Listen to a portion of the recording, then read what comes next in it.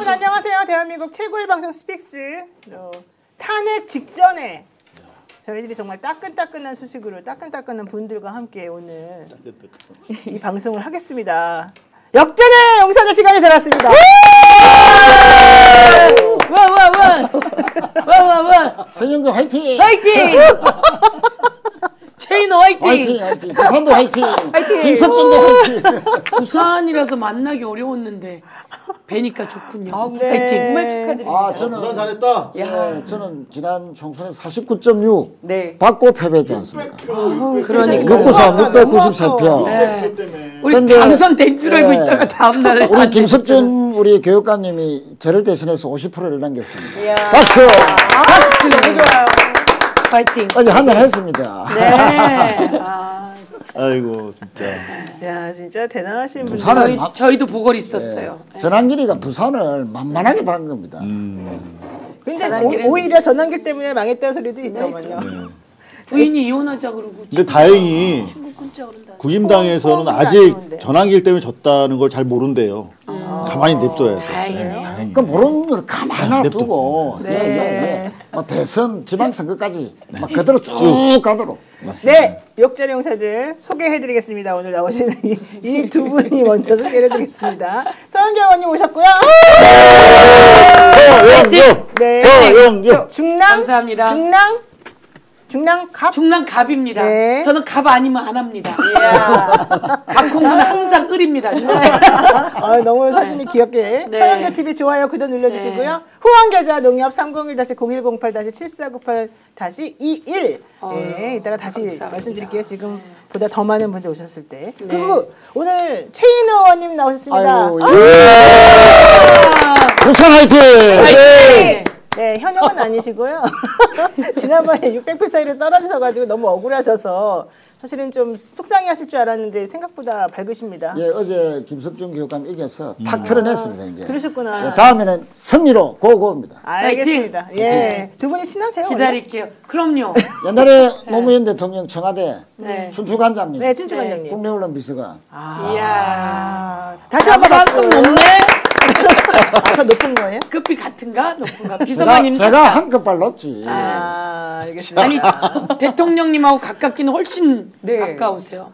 저는 그냥 주변에 있다가 운이 좋게 아니, 경영의 부장. 너무 일을 잘하시고 그러니까 최고위원 기자분들하고 하셨는데 왜 너무 이러셔요? 친화성이 높다 해서 전격 영입되신 우리. 아유 감사합니다. 맞습니다. 덕분에 제가 예. 청와대도 다녀오고 화이팅! 파이팅! 존경합니다. 저는 진짜 이렇게 또 훈훈한 얘기들이 네. 오고 가는데 네, 국회 입성을 목전에 두고 있습니다. 강미정 조국혁신당 대변인 오셨습니다. 어머 또 보궐선거 나갑니까? 아니 조국혁신당 이번에 지자체 네. 단체장 한 분 되셨잖아요. 저희가 첫 지자체장이 그러니까요. 첫 아이로 탄생을 해서 축하드려요. 네, 정말. 굉장히 기쁜 마음으로 받아들이고 또 같이 뛰어주셨던 또 민주당 후보 이재종 후보님께도 감사 말씀 전해드립니다. 네, 참 민주당 네. 네 축하하시는 거죠. 속은 아프지만 축하해야죠. 속은 아프고 놀라긴 했지만 놀랐죠, 사실은. 예. 그래도 조국혁신당이라 다행이죠. 아주. 감사합니다. 축하드립니다. 네, 고맙습니다. 네, 감사합니다. 사촌이 논을 사면 배 아픈데 네. 우리는 사촌 관계가 아니고 친형제이기 때문에 네. 박수. 네, 박수. 이번에 형님이 양보. 네. 형님이 아니 양보. 강 대변인님 보면 잘 됐다 이렇게 생각해요. 감사해요. 다른 사람보다 사람 보면. 조국혁신당의 강 대변인 보면 잘 됐다 이렇게 생각해요. 또 이렇게 무슨 울컥해. 뜻이에요, 그 말이? 그냥 좋아요. 뭐 자꾸 묻고 그러지 마세요. 변호사님은 분석을 잘하시는데 우리 건 넘어가고 윤석열만 파헤쳐 주십시오. 예. 아유 또 네, 청탁을 이 자리에서 받아보네. 좋습니다. 자 그리고요 우리 이상호 고발뉴스 대표님 어서 오세요. 야, 이제는 뭐 서영교 의원님의 흑기사입니까? 뭐 후원회장인 것 같아요. 계속 뭐 계좌번호 팬클럽입니다. 팬클럽. 팬클럽. 그 최 의원님도 저 요거 생기면 갖다 주세요. 예. 내가 빨리 당선이 돼야 되는데. 오늘 너무 분위기가 화기애애한데요. 이러다 보니까 야 내일 좋은 일이 생기겠구나 이런 생각이 조금 들면서 그래도 경거망동하지 말아야지 또 혼날라 이제 이런 그럼요. 마음이 좀 듭니다. 어떻습니까? 이제 모두가 기다렸던 이 윤석열 탄핵 선고일이 24시간도 안 남았습니다. 24시간이 뭐야? 이제 거의 한 아침이면. 열 몇 시간밖에 안 남았는데요. 느낌과 소감을 한번 좀 말씀해 주시죠, 의원님. 오래 걸렸습니다. 어떻게 이렇게 오래 걸릴 수 있을까? 네. 애간장이 높고 국민들이 얼마나 광장에서 고생을 많이 했는지. 법으로 높은 사람이 죄를 지으면 더 세게 처벌하는 게 법 아닙니까? 네. 평범한 국민도 잘못을 하면 그에 응당한 벌을 받는데 감히 대통령이라고 하는 자는 대한민국 국민을 위해야 하는데 대한민국 국민을 짓밟고 총과 칼을 들이대질 않나 그리고 잡아 가두려 하질 않나 대한민국이 어떻게 만들어진 나라인데 그 우여곡절과 어려움 오늘 특히 4.3 아닙니까? 네. 제주항쟁. 제주의 그 많은 사람들이 그렇게 소리도 못 내고 죽어갔잖아요. 간첩이라고 공비라고 그 짓과 똑같은 짓을 2025년에 하려고 했던 윤석열 이제 더 무서운 처벌을 받아야 하는데 참 희한합니다. 네. 이 버꾸라지가 온갖 재주를 피워서 구속되었다 나오지를 않나 검찰총장은 즉시항고를 포기하지를 않나 그런 상황 속에서 이제 선거 날짜를 만들어내기 위해 저희들이 정말 가열차게 정말. 투쟁했습니다. 정말. 이거 그냥 선거 날짜 나오는 거라고 생각했더니 또 작업에 들어가고 보이지 않는 손으로 온갖 작업을 했던 것 같은데 네. 저희가 가만두지 않죠. 법사위 등등 네. 온갖 곳에서 여러 가지 활동을 했고 이제 헌재가 나를 잡았습니다. 내일이면 어느 누구도 파면 아니라고 말할 수 없다. 그래서 완전 만장일치 인용을 오늘 밤에도 아까 말씀하셨듯이 내일 아침에도 평의가 있다고 하니까 내일 아침까지도 긴장의 끈을 늦추지 않고 그 윤석열의 불법한 위헌한 행동들에 대한 증거를 계속 헌재에 제출할 예정입니다. 네. 그러니까 지난번에 뉴스토마토 기자가 12.3 비상계엄 날 당일날 케이블 타이로 묶일 뻔했다. 플라스틱 수갑. 네. 케이블 타이를 플라스틱 수갑이라고 불러요? 네네. 아, 그 기자가 토마토였어요? 네, 뉴스토마토 기자입니다. 유지웅 기자라고 네. 예, 잘생겼어요. 얼굴하고 다 내놨더라고요. 미남이. 예. 네. 아니 그게 왜 이제 나오는 거예요? 그러니까요. 이렇게 늦게 나온 게 너무 그거를 놀랐는데. 국회에서 개인정보보호법 때문에 불출 안 해줬대요. 그래가지고 당사자가 고소인 자격으로 결국은 받아낸 거예요. 모자이크 된 걸로 그나마. 네, 그래서 사실 저는 이제 그 영상은 좀 며칠 전에 나왔지만 그런 내용은 되게 중요한 내용이잖아요. 윤석열 씨가 계속 본인 탄핵 심판 정해서 뭐 그냥 흉내만 낸 것이다, 경고만 한 것이다, 실제 무슨 피해가 있었냐 막 이랬는데 게다가 문장 걸려고 케이블 타이 가져간 거다 이게 거짓말하는 그렇지. 거에 김현태가 대한 더구나 위증까지 했잖아요. 네, 그러니까 직접적인 증거인데 어쨌든 영상은 지금 나왔지만 개인정보보호법 위반의 소지가 있어서 불출만 안 할 뿐이지 그 당시 확인했기 때문에 저는 이 자료가 사실은 벌써 헌재에 들어갔으리라고 생각했거든요. 근데 안 들어갔었나 봐요, 의원님. 증거로 제출되지 못한 거죠. 네. 그래서 검찰 수사 그리고 경찰 수사 내용들이 증거로 채택이 됐고 들어갔는데 저희는 이제 저기 헌재로 들어가서 어떻게 될지는 모릅니다. 네. 그리고 이제 소추인단들이 저것을 넣어야 되는데요. 그렇죠. 그럴 시간까지 없으니 저희가 오늘 저 내용을 보고 기자회견을 했습니다. 기자회견을 했고 저 내용을 저희가 법사위니까 민원실에다가 좀 민원실을 통해서라도 넣어라. 네. 그러면 그 내용을 그제입니다. 헌법재판소 사무처장께서 네. 국회에 오셨고 저희가 법사위를 열었습니다.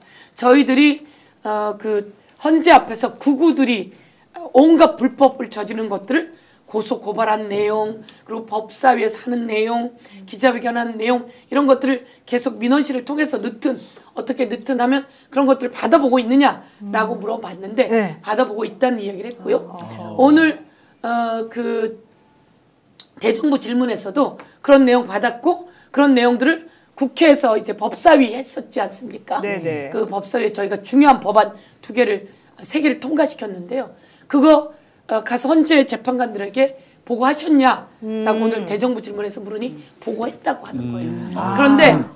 그런데 그날 이제 저희가 법사위가 2시에 있었습니다. 네. 헌법재판관 평의가 한다면 항상 2시에 있다는 겁니다. 그런데 그날은 오전에 했대요. 그래서 제가 법사위를 하고 그날 아직 이제 내일 4월 4일 날 선고를 말하기 전에 네. 그러면 그날도 밤 늦게까지 평일을 했냐 그랬더니 평일을 안 했다는 거예요. 오전에 하고 끝났다는 거예요. 그래서 제가 그런 얘기를 듣고 너무 화가 났는데 그 시간에 법사위를 하는 시간에 전부 다 각 방에서 법사위를 지켜봤다. 평일보다 더 중요한 걸 하고 있었군요. 그렇죠. 평일은 안 한 게 아니라 오전에 시간을 땡겨서 하고 네. 그리고 법사위에서 어떤 내용을 하느냐를 지켜보게 되었고 그래서 사실은 그 예. 선거 날짜 잡았나 봐요. 그렇다고 저희는 생각하고 이렇게 들었는데 오늘 헌법재판관 그 사무처장 이 김정은 대정부 사무처장이. 질문에 네. 나와서 뭐 그건 아니라고 하는데 아니겠습니까? 그렇죠. 말로는 뭐 딱 그것 때문은 아닙니다라고 네. 하는데 그걸 보고 다음 날 잡았으니까 네. 그때 법사위에서 했던 내용은 다 전달 드렸느냐라고 했더니 보고했다고 합니다. 그래서 저 내용도 꼭 어떻든 전달 절차를 좀 밟았으면 좋겠다. 그러면 말씀하신 김에 하나만 더 여쭤보겠습니다. 탄핵 선고 당일인 내일 오전 9시 30분에 마지막 평일을 한다고 그러는데요. 오늘 JTBC에서 중요한 자료가 또 나왔습니다. 영상이 나온 건데요. 탄핵 심판에서 윤석열 대통령 측이 거짓말을 했다는 걸 보여주는 영상이다. 이렇게 지금 이 JTBC에서 말하고 있습니다. 12.3 계엄 선포 약 2시간 반 뒤인 4일 오전 1시 5분에 국회 본청 지하 1층을 무장한 계엄군이 들어갔는데 소방 호스를 끌고 와서 지하 통로문으로 접근을 했고 신랑이 끝에 방화 셔터가 내려졌다고 합니다. 이때 실질적으로 그 한병도 국회 내란 국정조사 특위 간사께서 계엄군이 소방 호스로 문을 묶어서 봉쇄를 시도했었다. 이제 그래서 실질적으로 방화 세트를 내려서 계엄군이 봉쇄하는 것을 막아버렸다. 이제 이런 얘기까지 오늘 하셨다고 지금 하는데 이게 바로 국회가 그때 엄청 빨리 신속하게 절차를 진행해서 계엄 해제를 의결하고 나서 4분 후의 상황이라고 그러더라고요. 이런 자료도 엄청 중요한 거 아닙니까? 엄청 중요하죠. 네. 저거는 국정조사 특위의 그 내란 진상 특위지 않아요? 거기에 한병도 간사시니까 네네. 저 내용은 공식적으로 헌재에 전달해야 되지 않을까. 그렇죠. 이 국회 사무처 측에서 이걸 얘기를 했답니다. 계엄 해제 결의안이 이미 통과됐기 때문에 하지 마라.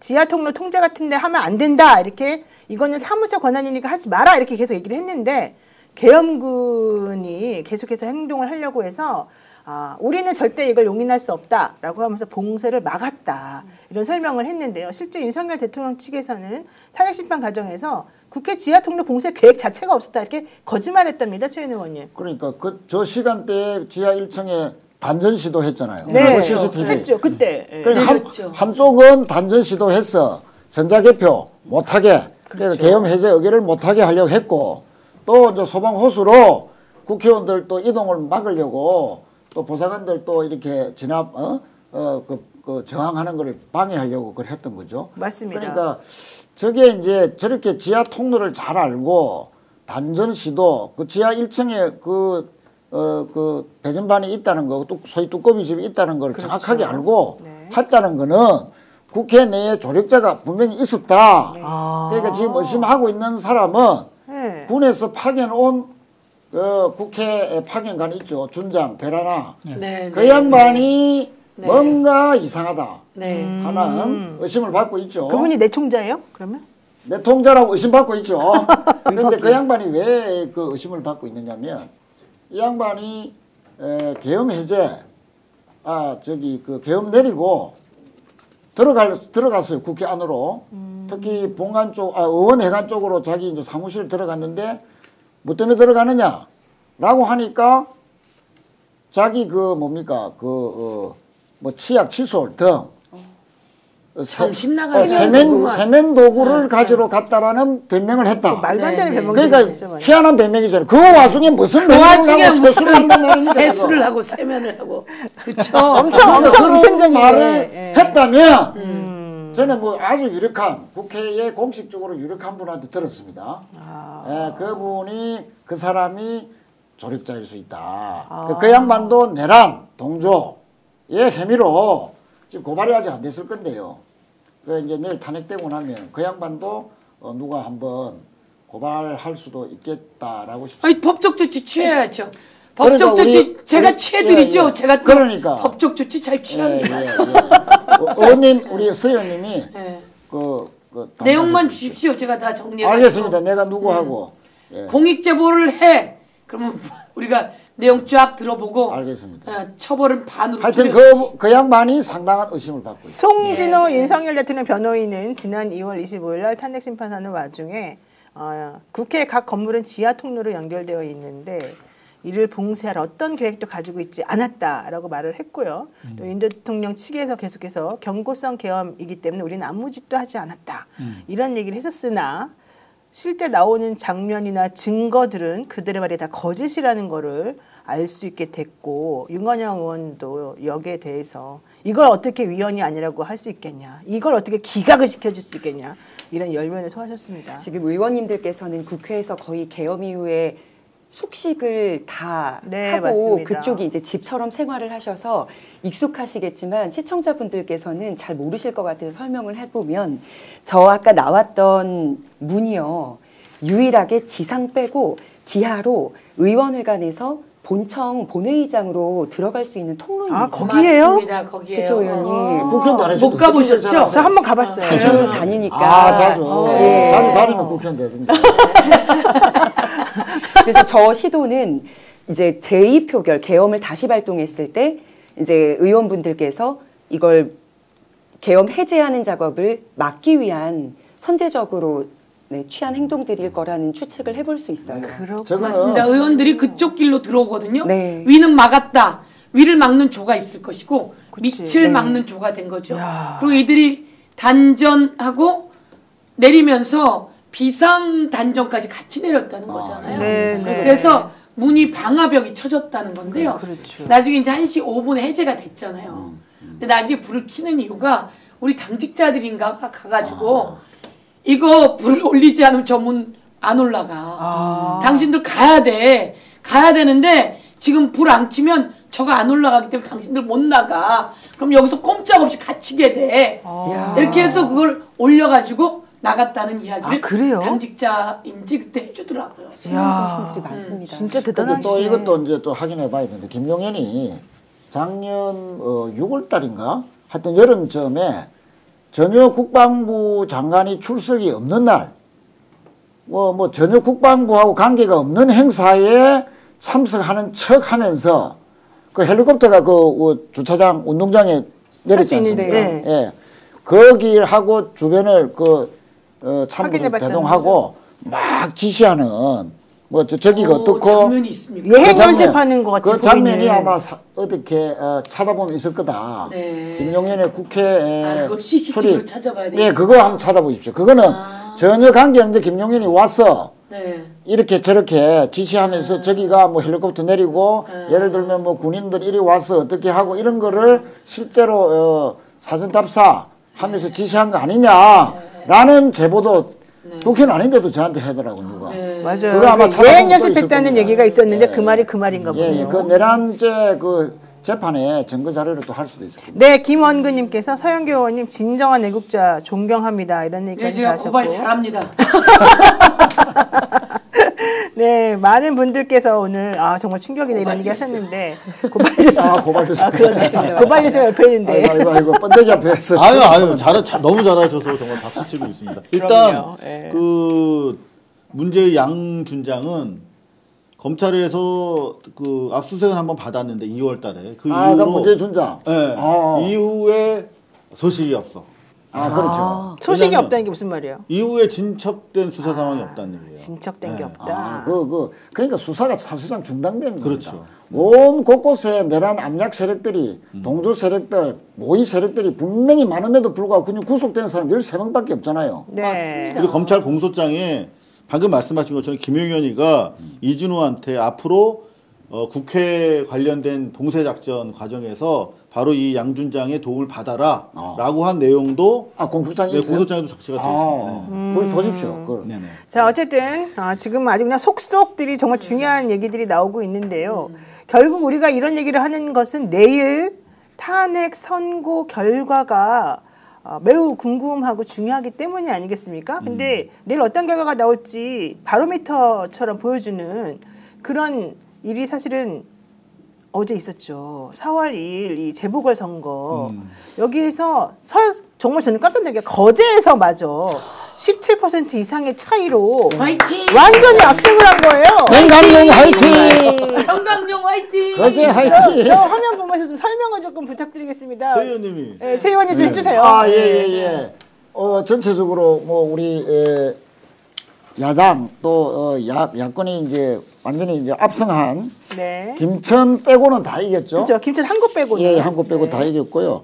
특히 뭐 서울, 아산 뭐 다 했고 우리 담양은 현재 당이 이겼고 좀 아쉽습니다만은 행제이기 때문에 사촌도 아니고 행제이기 때문에 괜찮습니다. 그리고 특히 이제 경남 거제시장 변강용 56.75% 대단합니다. 18%가 넘는 압승을 거뒀습니다. 네. 김석준 51.13 거구 후보 40.19 10% 넘는 차로 낙승했는데 사실은 이게 이제 거제를 제가 한번 지원을 갔습니다. 4월 1일 30일 그래서 압승했군요. 예, 그것도 아주 했는데 최인호의 힘이. 제가 전화를 자봉을 했습니다. 전화 자봉을 해가지고 한 50여 통을 했거든요. 했는데 전화 받은 사람이 그 정도 됐는데 연세 드신 분들도 묵뚝뚝한 거로 누구요? 누구라고? 변강용입니다. 잘 부탁합니다. 변강용이 그래 알았어 하는데 알았어 하는데 느낌이 저는 선거를 6번 치러본 사람으로서는 저 온다 감이 오더라고요. 근데 그 전날 변강용 지지를 부탁합니다 그랬을 때요. 예. 변강용 선거 캠프입니다.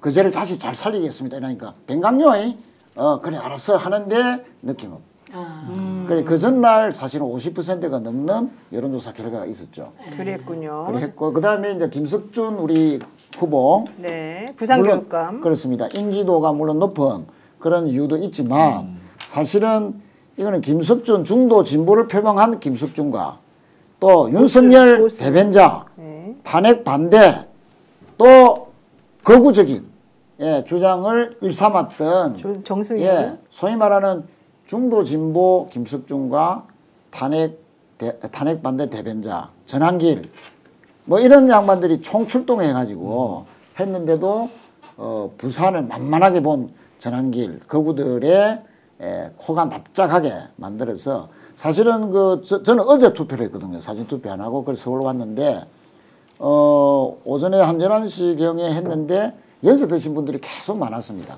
그리고 오후에도 계속 연세 드신 분들이 많았죠. 네. 그러니까 상대적으로 연세 드신 분들이 많이 소위 보수 성향의 분들이 많이 투표를 했는데도 불구하고 투표율도 낮았습니다. 20% 정도밖에 안 됐는데도 이렇게 10% 이상 이겼다. 이것은 부산에도 계엄 반대 또 탄핵 찬성하는 중도 보수들이 표로서도 중도 진보 후보에게 가감하게 표를 던졌다.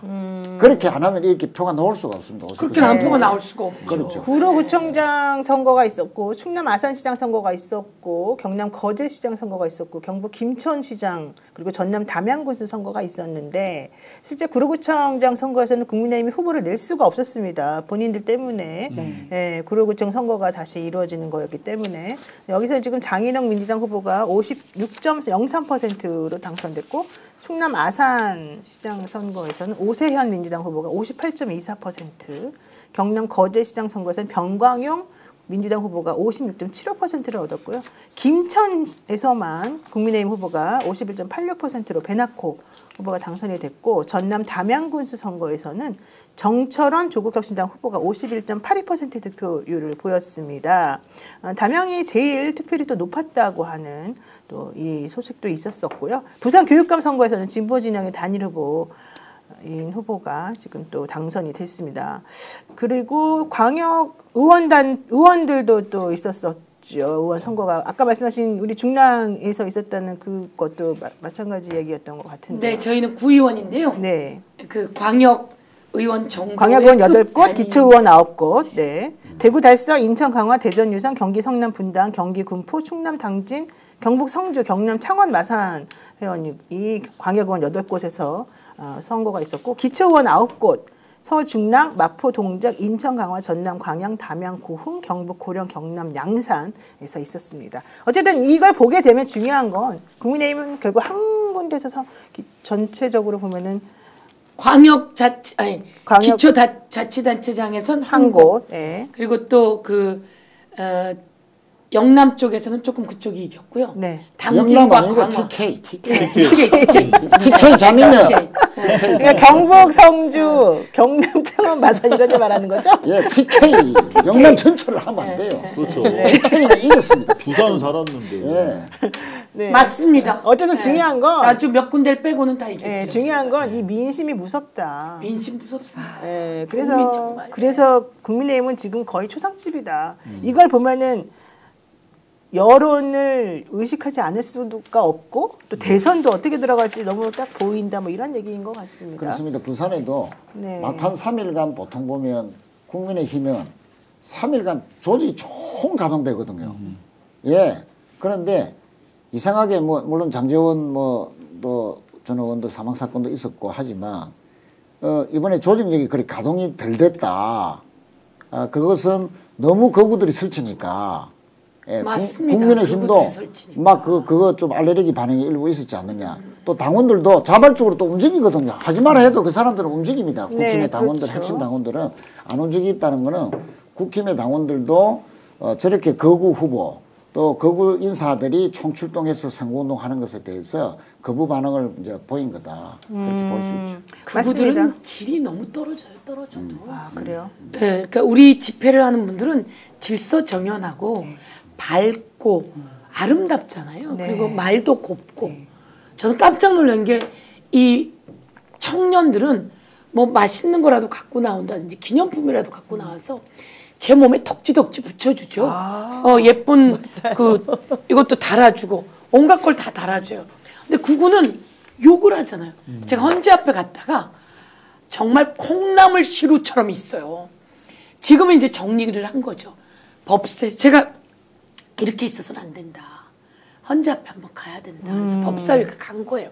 갔다가 이 센 서영교도 눈을 댈 데가 없는 거야. 나를 쳐다보고 욕을 해대니까. 그러니까. 그래서 이렇게 하고 있는데 저희가 그래서 기자회견을 이 앞에 콩나물 시루예요. 네. 거기에 욕설과 몸짓과 이쪽에 콩나물 시루 다 이런 곳에서 살고 있었던 거예요. 헌법재판소가. 그래서 저희가 그 기자회견을 하고 오면서 제가 바로 우리 저기 있는 보좌관한테 지시했죠. 경찰에다 연락해라.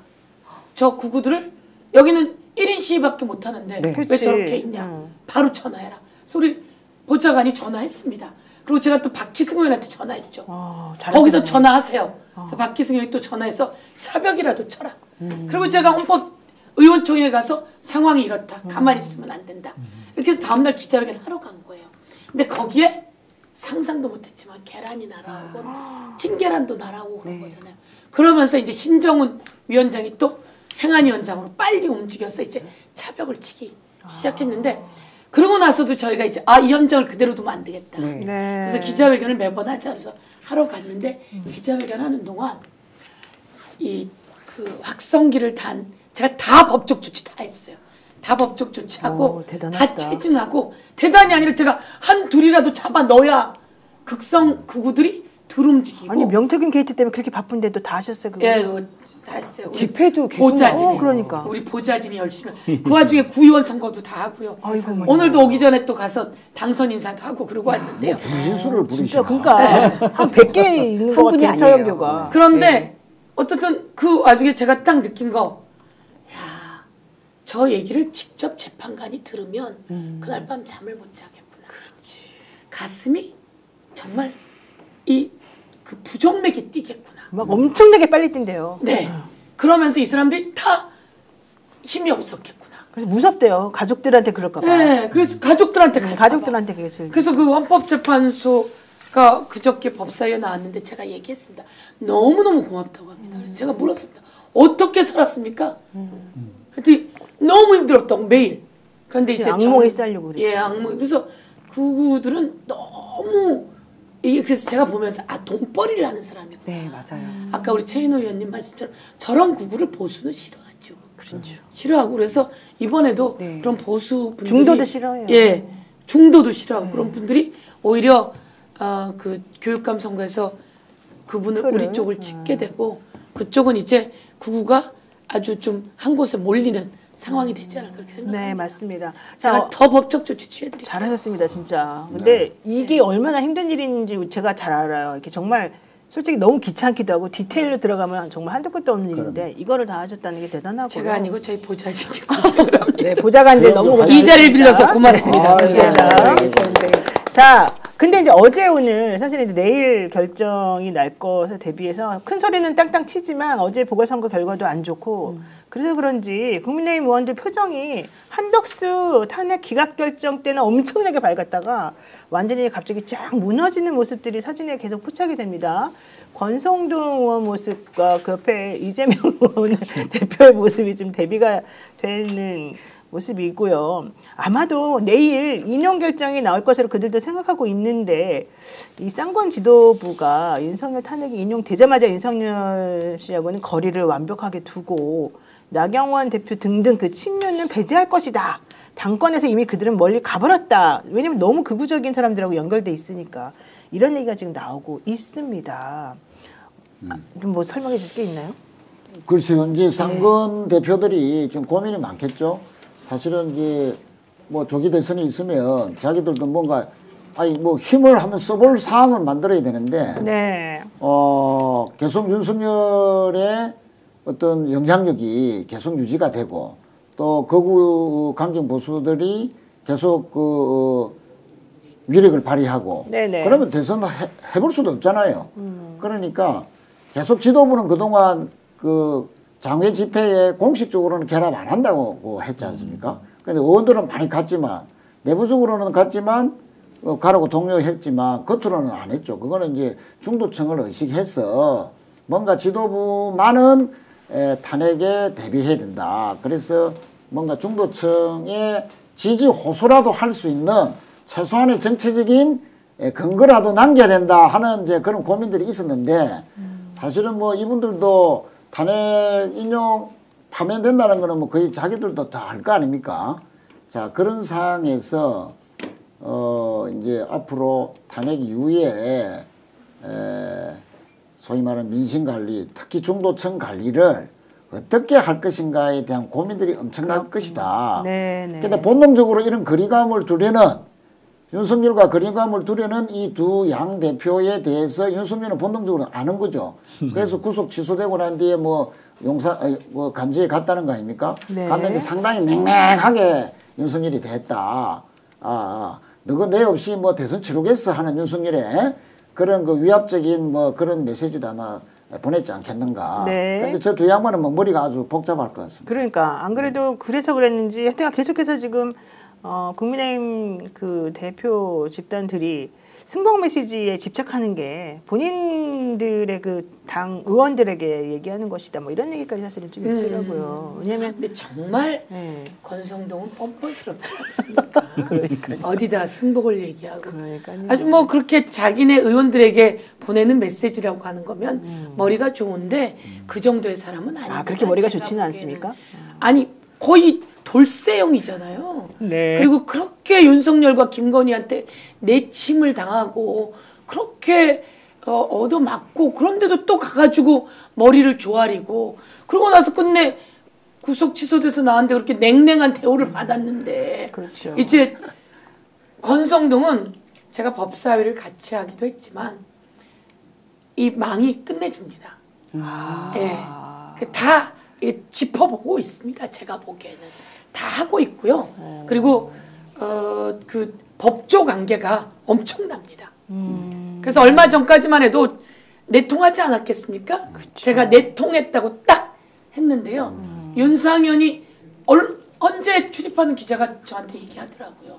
윤상현이 7대1을 짚고 그 다음에 날짜를 4월 11일 짚었는데 그거 내통하는 것 같습니다. 그렇죠. 그 얘기 나왔죠. 맞습니다. 내통하는 거 아니냐? 누가 내통했냐? 두고 보자. 막 이렇게 했는데 윤상현만 내통했겠어요. 다 내통했을 텐데. 그래서 뜨끔했고 그래서 그때만 해도 버티고 있구나라고 하는 걸 짚었는데 지금은 파악되겠죠. 파악되니까 기운도 빠지고 윤석열 측도 마찬가지일 거고.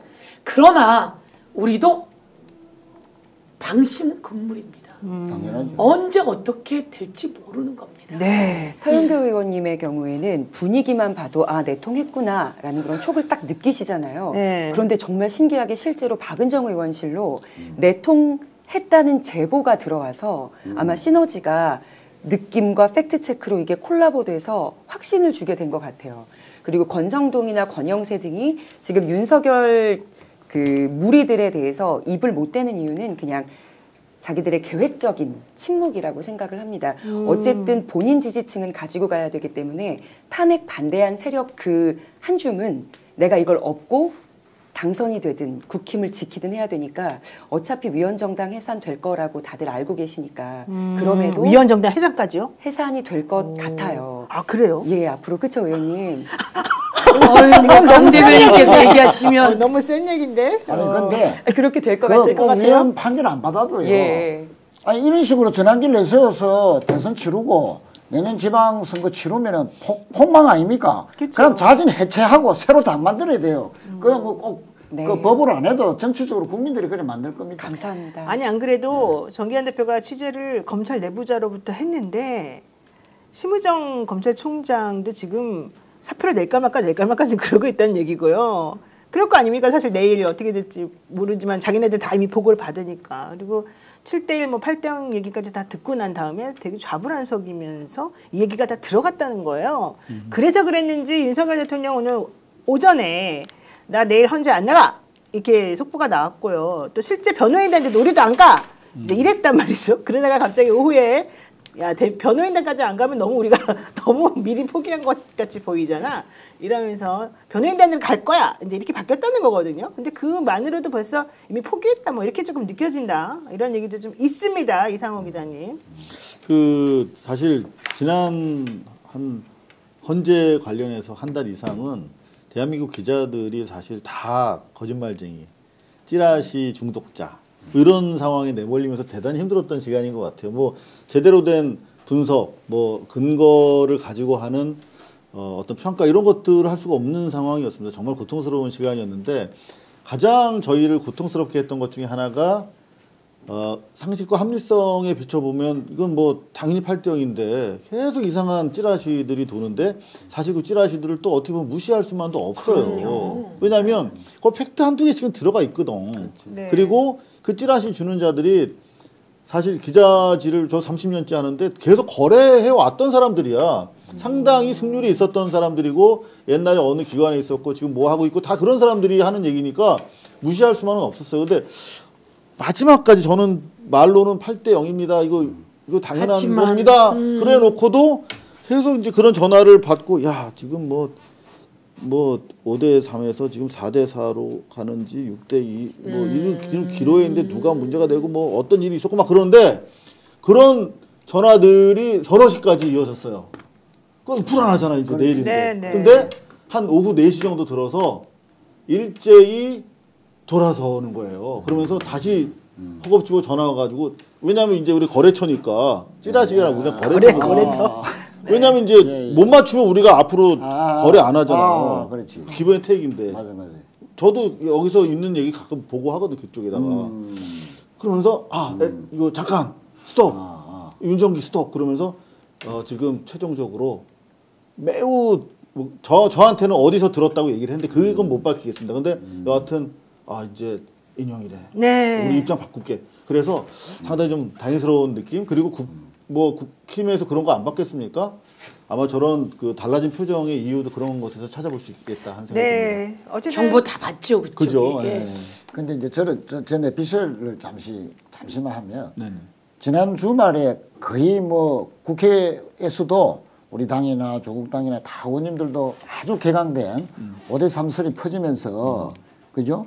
뭐 또 민심도 엄청나게 사나웠지 않습니까? 그렇죠. 그런데 저는 한 두 사람의 헌법재판관이 뭔가의 어떤 정무적인 이유로 인용에 나중에는 찬성하더라도 시간을 최대한 끌려고 했다.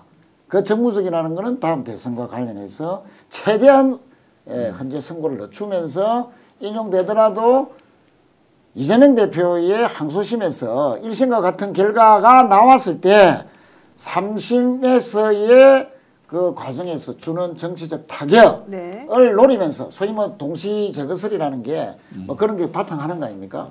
그런 걸 하면서 나중에는 인용해 줄 건데 4월 18일 즈음에 탁 이제 인용해 주고 삼심과 대선 선거일을 최대한 좁힘으로써 뭐 하여튼 그런 대권 가도의 정치적 타격, 대선 심리에 악영향을 주려는 그런 의도도 분명히 있다가 주말에 계속 이러다가 이거 진짜 큰일 나겠다.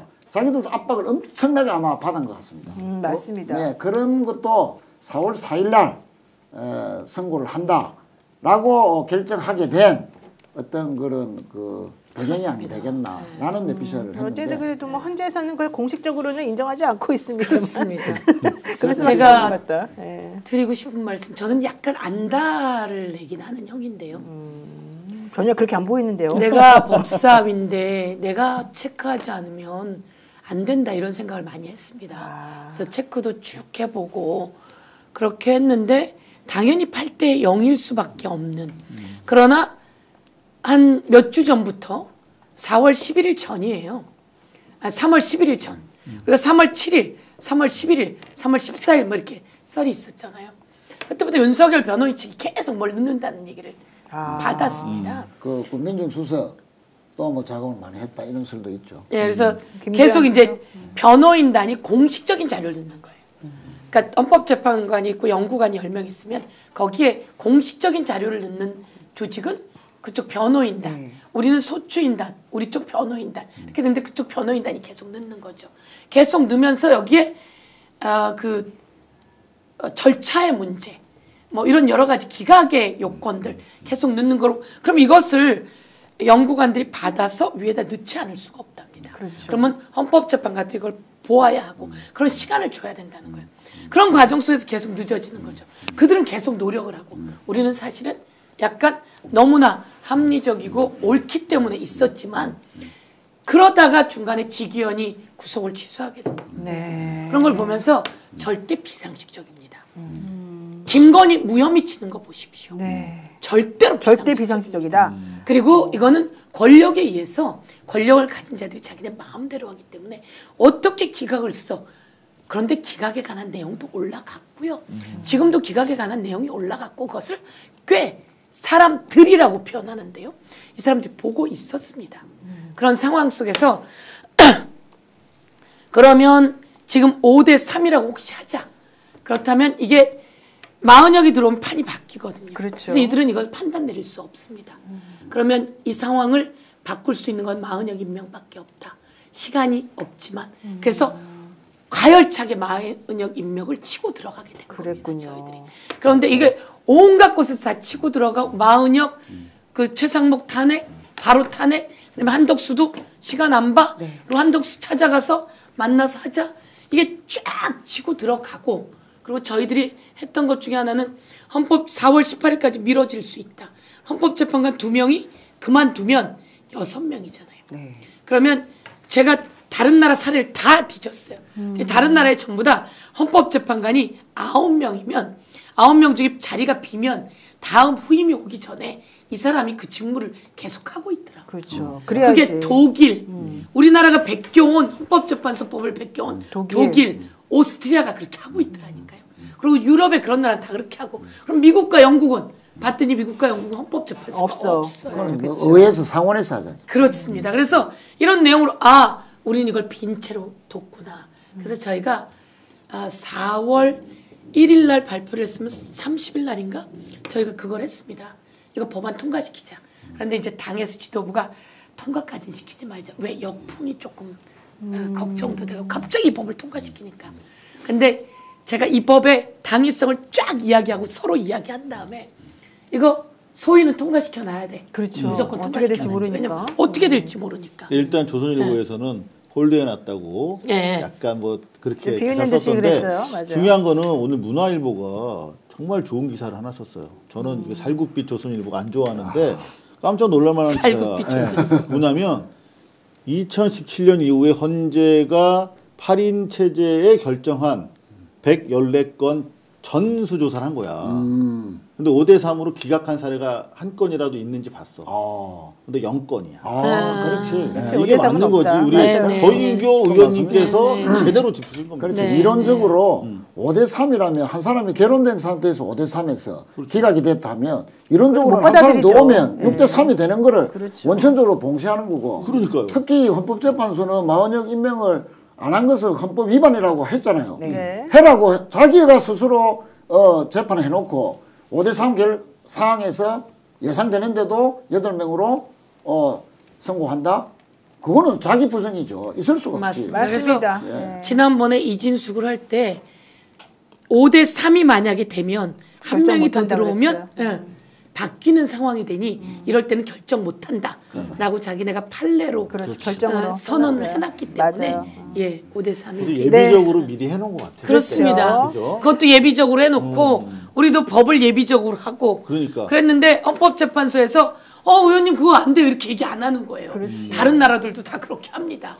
라고 하고 또 국회에서 잘해놓은 게 가처분을 신청해놨지 않습니까? 근데 일단 죄송한 얘기인데 모든 상황에 다 대비를 해놔야 되니까 맞습니다. 소위까지 통과시켜놓은 거 정말 감사합니다. 네, 지금 16,000분 정도 저희 스픽스 보아주고 계시는데요. 여러분들 구독, 좋아요 좀 눌러주십시오. 5,000분이 좋아요 눌러주셨는데 더 많이 눌러주시면 저희들이 또 힘이 많이 날 것 한 같습니다. 말씀만 더 드리면 네. 그날 아침에 이 법을 통과는 보류할 거라고 박성준 수석과 몇 명이 나와서 얘기를 한 거예요. 그러니까 그 아침에 저도 들었어요. 그때는 되게 불투명한 상황이었고 쇼에 나와가지고. 그 선거 기회를 안 잡힌 그 사람하고 상황인데 완전히 달랐어 분위기가. 그랬는데 이제 그렇게 됐는데 깜짝 놀랐어요. 저희가 오후에 이제 법사위를 했잖아요.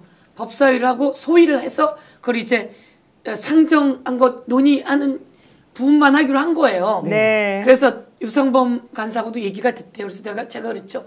우리 잠깐 쉬는 시간이니까 가서 내려갑시다. 그래서 원내대표실에 갔죠. 가서 제가 얘기했죠. 이거 통과 안 시킬 겁니까? 어떻게 생각해요? 다 의원들한테 얘기했더니 통과시킵시다. 근데 거기에 딱 들어갔는데 원내대표실에 이제 빈 공간이라고 생각하고 갔는데 박찬대 원내대표가 있는 거예요. 그래서 제가 박찬대 원내대표한테 박찬대 원내대표 이거 지금 통과시켜야죠. 그랬더니 누님 그렇게 생각하십니까? 저도 그렇게 생각합니다. 그래서 거기서 바뀐 거예요. 그랬구나. 우리 서영교 우리 의원님이 거기서 바뀐 뭐, 거예요.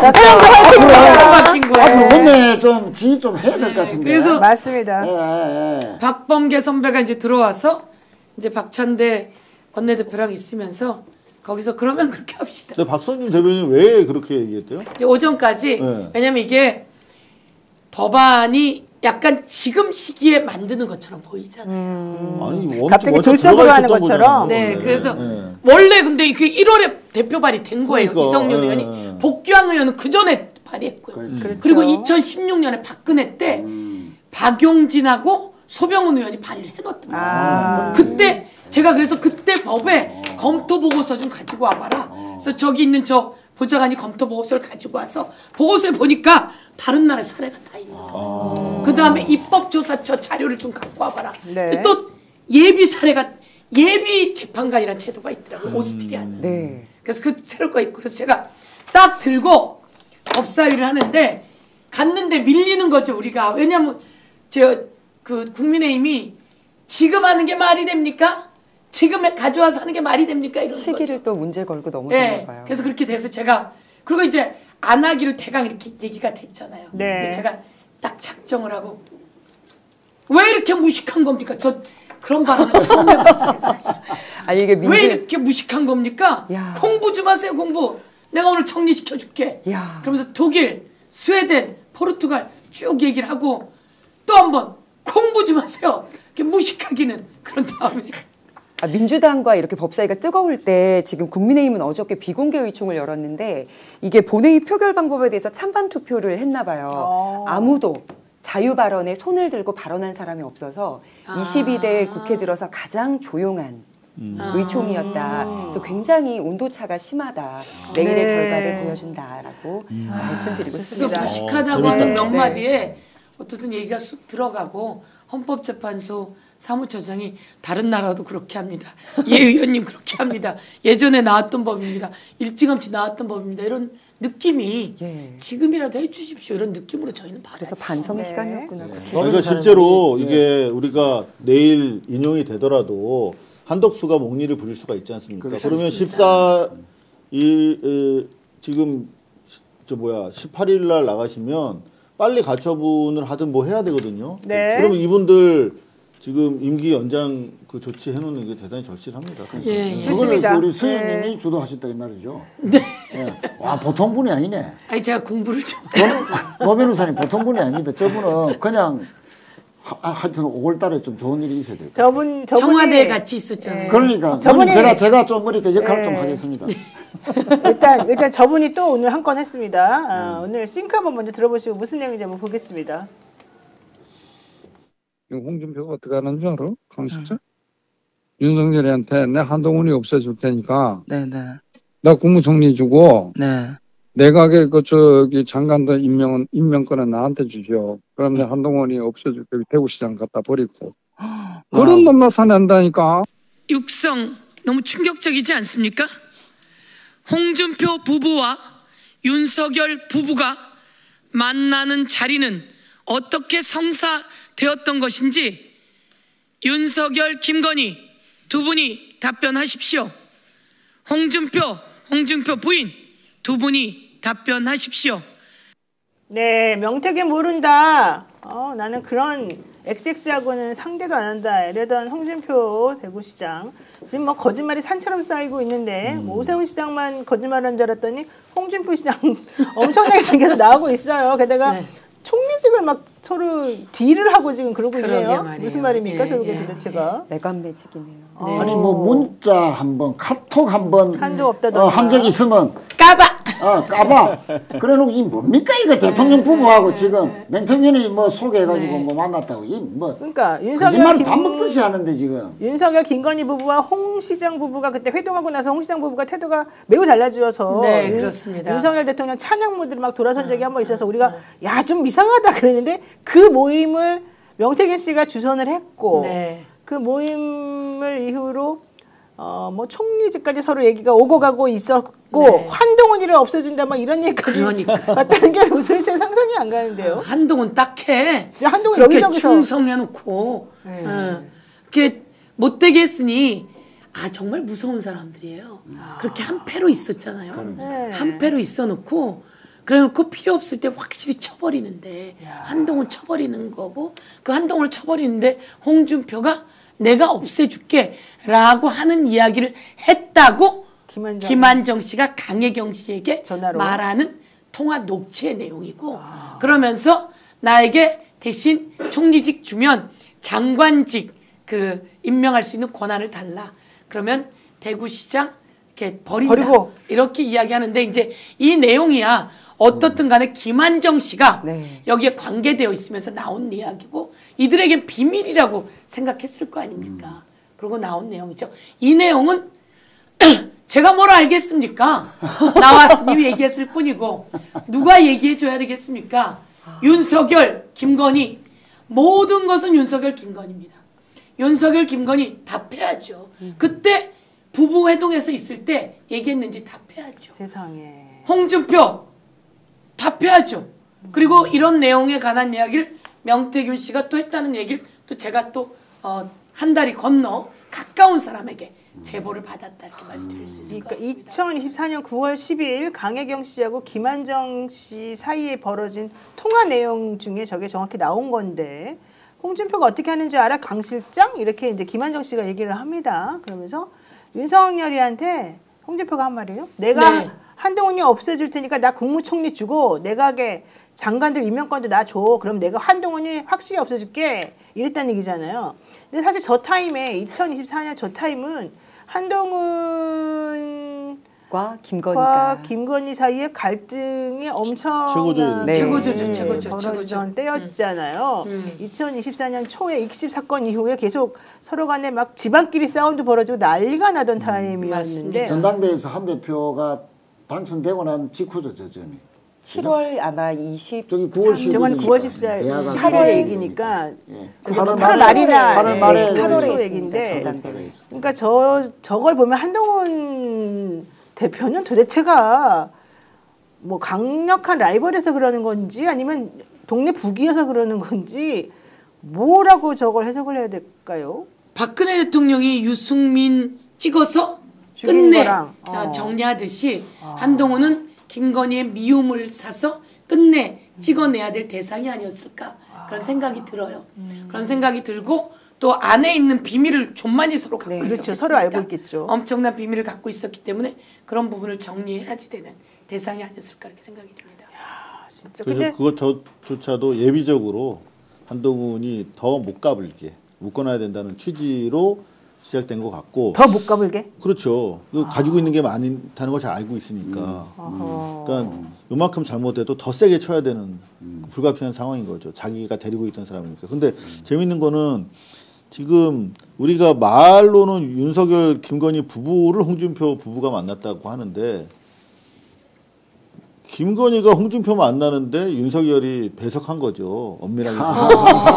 왜 이렇게 윤석열 부부라고 하는지 모르겠어 나는. 그러니까 왜 이런 말씀을 드리냐면 지금 보면은 윤석열 부부 김건희가 오세훈 부부도 지금 만났다는 거 아니겠습니까? 오세훈 관사에서 그것도 그거를 보통 부부가 만나는 상황이 아니잖아요. 이런 경우는 정치적인 사안에 뭔가 딜을 할 거면은 대통령이 시장 만나거나 대통령이 뭐 대구시장 만나는 거지. 근데 부부가 만났다는 게 무슨 자연스럽죠. 이게 왜 부부간에 만날 사안입니까? 이게 정치하시는 분 더 잘 아시겠지만 김건희가 만나는 모양새를 갖추기 위해서 저쪽에서는 그렇군요. 와이프가 이쪽에서는 윤석열이 대동한 거야. 저는 그 내용만 되게 중요하게 생각해서 두 부부가 이야기하세요 그랬는데 그러네요. 뭐 언제부터 자기들이 같이 부부를 엮지 반으로 않으면 모였다고. 김건희는 만날 상황이 안 이상하니까. 되네요. 그죠? 그래서 김건희한테 포인트를 두고 봐야 된다 하는 것이고 윤석열보다는 김건희랑 명태균이 직거래하고 윤석열은 그냥 조연으로서 쓴 거라는 게 계속 통화에도 나오지 않습니까? 그래서 그런 관점에서 보면 홍준표가 김건희한테 요때 당시에 선택을 받은 거지. 그러면 선택을 받은 거지. 명태균 게이트 진상조사단 단장님이시잖아요. 네네. 지금까지 나온 여러 가지 이제 자료들도 많이 나오고 사실은 녹취도 네. 많이 나오는데 전체적으로 조금 총 정리를 좀 해주세요. 그러면 우리들이 이해하기 쉽게 이 사람이 정확히 한 역할 또 실제 국민의힘의 전현직 정치인들과 대통령 부부 사이의 매개체로서 이 사람이 어떻게 이런 모든 것들을 다 좌지우지할 수가 있는 거죠? 우선 네. 윤석열 부부, 네. 지금 이제 홍준표 부부, 오세훈 부부 뭐 이렇게 있다고 한다면 먼저는 홍준표였죠. 제가 생각하는 건 이 국민의힘에서 아까 말한 TK 아니면 경남 뭐 이쪽에 그들이 센 쪽에서는 경선에서 이기면 지도자가 되는 거예요. 그러려면 여기서 여론조사 작업을 통해서 몇 가지의 조작, 그러니까 그 표본을 늘리고 그런 과정 속에서 사람을 경선에서 이기게 하고 그래서 실제로 시장도 만들고 서울시장도 만들고 이 소문이 자자한 거죠. 그 사람이 거기서 아주 유명한 사람인 거죠. 네. 거기에 신기도 있고 판단력도 있고 이 자자해서 홍준표가 그동안 썼고 그리고 그 다음에 오세훈이 부탁해서 썼고 네. 그런데 이 과정에서 똑같은 방식은 뭐냐면 여론조사를 하는데 경선에서 이겨가는데 돈은 자기가 안 내는 거예요. 그렇죠. 돈은 주변에 다른 사람이 내는 거죠. 그래서 이 여론조사가 불안하고 불편하다는 걸 알기 때문에 다른 사람으로 끊어낸 거죠. 그렇지만 이 정도 가지고는 그동안 전혀 밖으로 터져나오는 일은 없었던 거예요. 그래서 이 내용을 보고 이 상황을 연결한 사람이 또 함성득과 김영선과 그래서 김건희와 윤석열이었던 거죠. 김건희와 윤석열이 이 대선에서 경선에서 이기려면 누가 필요했냐? 명태균이 필요했고 명태균이 경선에서 이기게 해줬고 홍준표를 이기게 해주고 대선에도 이기게 해주는 작업을 했다. 그런데 이게 그동안 이 사람들이 탄탄하게 걸어오는 것을 보면서 명태균에 대한 믿음과 신뢰가 있었던 것이고 오늘 뉴스타파 걸 보면 고비고비마다 중요한 판단을 명태균에게 물어봐요. 물어보게 되고 그리고 답을 기다리게 되고 그래서 여기서도 윤석열, 김건희도 똑같이 무엇을 하냐면 여론조사를 했고 여론조사 비용은 딴 사람이 됐고 정치자금법 위반. 그렇죠. 정치자금법 위반에다가 여론조사 왜곡도 그 큰 죄입니다. 불법이죠. 아주 불법이죠. 예. 그런데 거기서 자리를 주고받는 게 오고 가는 거죠. 매간 매직이 있고 공천 개입이 있고. 그러니까 김영선이라고 하는 사람을 공천에 개입한 것만이 아니라 그렇죠. 자리를 돈 대신 주고받은 게 있고 김상민을 주고받으면서 대신 그 자리에 그 김영선을 주고받겠다. 그래서 갖고 있는 권력을 다 쓰는 거죠. 근데 제일 중요한 건 여기에 창원산단 있고 뭐 여러 가지 공사와 기반이 있으면서 저수지가 만들어지고 있다. 누군가 돈을 만들고 있고 이 돈이 어디로 갈 것이냐라고 하는 것까지 보여진다. 그래서 명태균을 쓰면 자리를 갖게 된다는 것을 몇 번의 경험으로 봤고 그것을 윤석열과 김건희가 다 가졌는데 오세훈과 홍준표는 이들이 위험해지니까 완전히 지저분하게 내쳤고 윤석열과 김건희는 적당히 모른다고 아니라고 했는데 이것을 보면서 명태균이 이제 마음을 정한 겁니다. 내가 그동안 해온 게 있지만 이들의 잘못된 권력은 싹 다 바꾸겠다. 그래서 이게 다 드러나기 시작합니다. 그런데 사실 명태균 게이트 관련된 사건 수사가 창원에서 중앙으로 넘어가면서 네.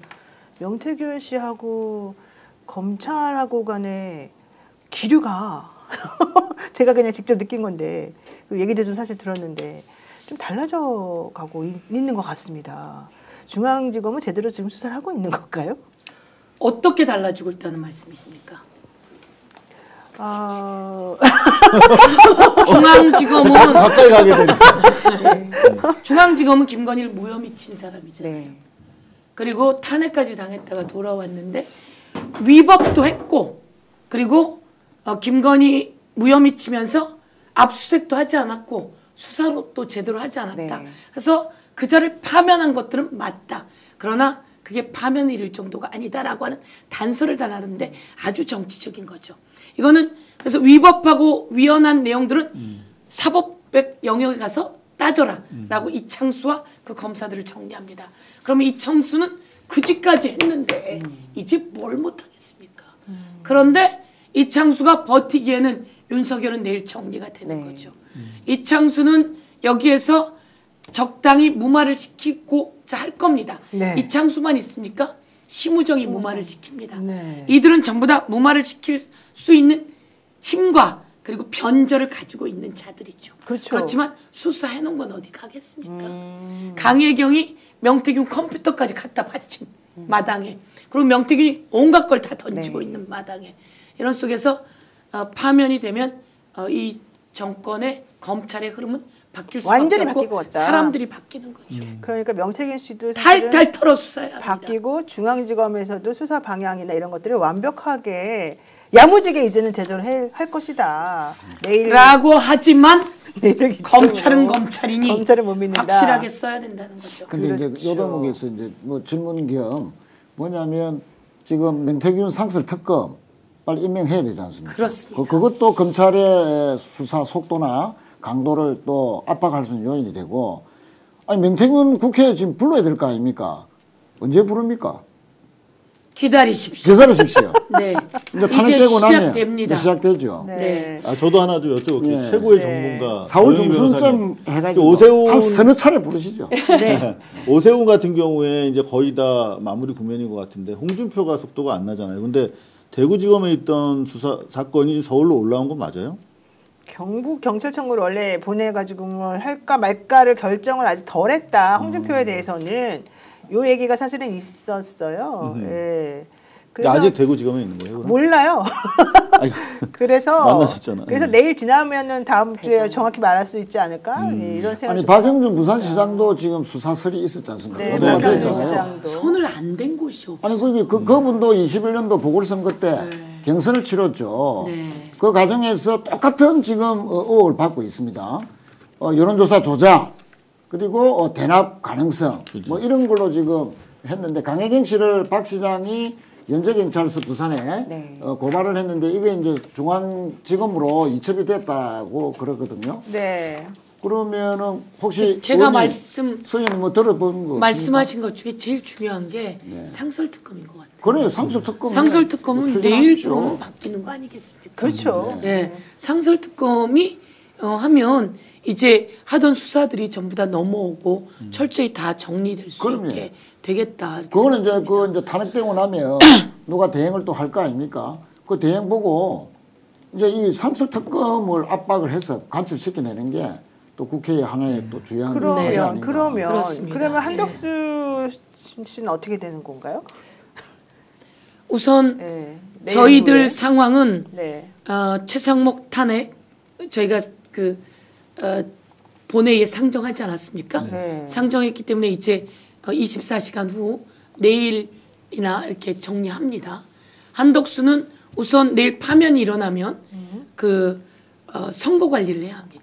선거 날짜를 지정해야 합니다. 네. 그 과정들을 저희가 하게 하고 그러면서 여기에 쓸모라고 그러니까 우선 빨리 선거를 진행해 나가야 되니까 그 절차 부분을 보고 한덕수는 위헌하고 위법한 행위가 당연히 드러나지 네. 않습니까? 네. 그런데 이것을 뭘 계산하면 안 되지 않겠습니까? 네. 전 정리하는 게 맞다고 생각합니다. 그렇죠. 예. 아유, 지금 검찰- 듣고 싶은 말을 들어버렸어요, 네. 제가. 검찰을 많이 걱정하시고 중앙에서 잘할까 생각들 고민 많으실 것 같은데 네. 작지만 소중한 공수처가 그 개설 이후에 최초로 유죄 판정 받는데 기여를 해서 이번에 유죄 확정 결과가 나왔어요. 아. 그리고 심우정도 배당 3부에 돼 있고 네. 지기현도 돼 있고 그다음에 최상목 돼 있죠. 그래서 작지만 7명이 수사는 하긴 하지만 중앙지검 및 검찰을 견제하고 열심히 뛰고 있다. 그래서 어떤 서영교 의원님의 매서운 눈초리처럼 공수처도 중앙이나 검찰 헛짓하지 못하게 잘 할 거라고 생각합니다. 네, 좋습니다. 오늘 국회 본회의에서 오동훈 공수처장이 또 역할을 한번 했는데요. 안 들어보려고 그랬는데 해야 되겠습니다. 제가 잘했어요, 밖에 오늘. 있다가요. 네. 오동훈 공수처장 나오길래 막 뛰어들었어요. 네, 싱크 한번 들려주세요. 홍장원의 곽종근 진술 빼고 홍장원의 메모를 만약에 뺀다면 이에 대해서 가장 직접적이고 객관적인 다른 증거가 뭐가 있습니까? 저희들이 내일 안주에 수사한 바에 의하면 여러 가지로 증거가 차고 넘치는 그런 상황이었습니다. 예. 구속 취소 사건에서 구속이 취소됐고 그 재판부에서 공수처의 수사권에 대해서 의문을 제기했기 때문에 그 의문이 합당하고 본안재판에서 결국은 수사권이 없다고 밝혀진다면 3,000명을 동원해서 체포한 그 행위는 어떻게 평가받아야 되냐고 물었습니다. 의원님, 저의 견해를 말씀드리는 것이 아니라 서울 예. 서부지방법원과 서울중앙지방법원의 5분의 판사님에 의해 가지고 이후에 최종적으로 수사권이 구속 명확하게 취소가 됐습니다. 인정된 사안입니다. 그 최종적으로 부분에 대해서 구속 취소가 한참 됐습니다. 지났는데 자꾸 말씀하시는 들어가셔도 것이 좋습니다. 너무 들어가십시오. 말씀이 합당하지가 들어가십시오. 않습니다. 저분 좀 많이 좋아졌네요. 각성하신 겁니다. 오, 이게. 성장케, 이게 성장케. 웹툰에 많이 의하면 좋아졌어. 각성하는 타이밍이 있는데. 근데 어제도 제 각성이네요. 박지원 의원님한테 로비했는데 지금 공수처에 검사가 7명밖에 안 남아 있어요. 7명 그 제어가 해달라고 대통령한테 올렸는데 아직도 다음 지금 주면 사인이 안 정리됩니다. 나왔습니다. 다음 주부터 네. 정리가 다 될 겁니다. 네, 저는 예, 믿습니다. 채워야 합니다. 네, 채워야 채워주세요. 하고, 예. 네. 네, 오동훈 공수장 좀 너무 정말 뵙기에도 너무 좀 안타까워 보여갖고 제가 정말 말을 의원님 표정이 5분의 판사님들께서 확인을 해주셨습니다. 합당하다고 확인을 해주셨습니다. 제가 장경영 오늘, 의원으로부터 공수처가 내란죄 사건이 없다고 최종 판단이 나면 현직 대통령 불법 체포한 거 어떻게 할 것이냐 물어봤더니 지금 말씀하신 거죠. 네. 장동혁 완패. 완패죠. 그 장동혁 저 양반은 그 탄핵에 앞장섰던 분 아니에요. 처음에. 맞습니다. 그 사람이 오케이 했던 사람이 탄핵에 표를 던졌었는지 제가 기억이 안 나는데 저기 들어와서 그 해제할 때 개헌, 해제할 개헌. 때 들어왔고 그거 했죠. 탄핵에 표를 던진 사람은 아니었던 것 아닙니까? 같습니다. 근데 어쨌든 해제할 때 들어왔던 사람 그때 한동훈 개였어요. 개였어요. 그런데 네. 변해도 네. 180도를 확 변해서 저렇게 변했는데 제가 오늘 한 번만 더 말씀드리면요. 공수처 법에 어떻게 되어 있냐면 이런 얘기를 자꾸 합니다. 공수처가 수사권이 있느냐 없느냐. 한 번 더 말씀드릴게요. 검경 수사권 조정에 의해서 경찰이 검찰에 경제 부패 사건을 내고 경찰에다 넘겨라. 그래서 검찰의 수사권이 있느냐 없느냐 논란이 있는 거예요. 이 검경 수사권 조정은 언제 있었냐면 제가 행안위원장으로 있었을 때니까 2021년인가 있었던 거고요. 공수처는 2019년에 만들어집니다. 네. 2019년에는 검경 수사권 조정에 의해서 내란죄가 이쪽으로 가니까 저쪽으로 가니 있을 때가 아니고 2019년에는 검경 수사권 조정하기 전에 검찰도 수사를 다 할 수 있고 경찰도 다 할 수 있던 그 시절에 공수처가 만들어지면서 공수처는 이 검찰하고 경찰이나 판사나 청와대에 있는 인간이나 국회의원이란 인간이나 공무원이란 인간이나 고위공직자 인간들이 지 직무를 유기하고 직권을 남용하고 그리고 함부로 체포하고 함부로 가두고 함부로 때리고 네. 이렇거든 수사해라고 만들어준 자리가 여기예요.